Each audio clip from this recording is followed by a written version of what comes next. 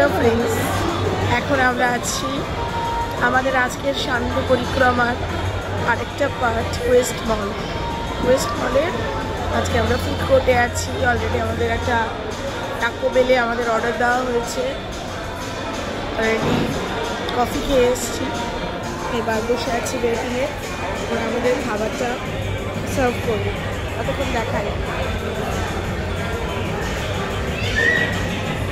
দেখো অ্যাম্বিয়েন্সটা কি দারুণ।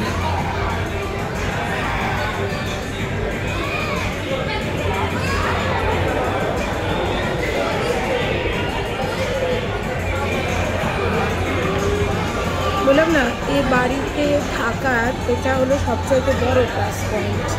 ইচ অ্যান্ড এভরি ডে আমাদের কাছে মনে হচ্ছে আমরা কোনো বিকেলবেলাটাও ঘুরতে বেরোতে পারছি, যেখানে আমাদের শুধু ওয়াকিং ডিস্টেন্স সব কিছু।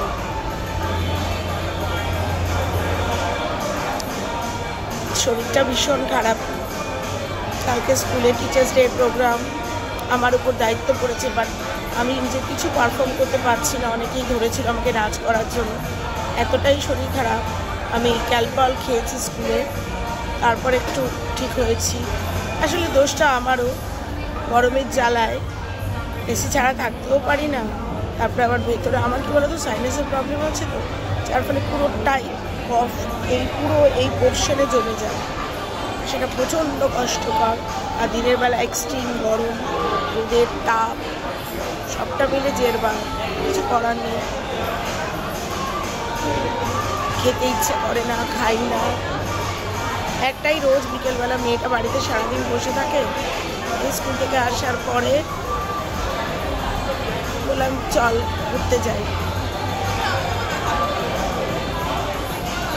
আমরা খাবারের অর্ডার করেছি, আসুক খাবারটা আবার শেয়ার করবো তোমাদের সাথে। আলটিমেটলি আমাদের খাবার এসে গেছে। দেখো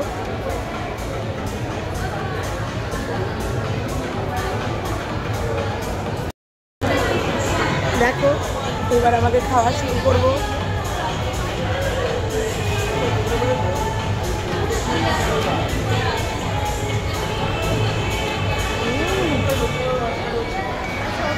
ইয়াম্মি, দুর্দান্ত খেতে।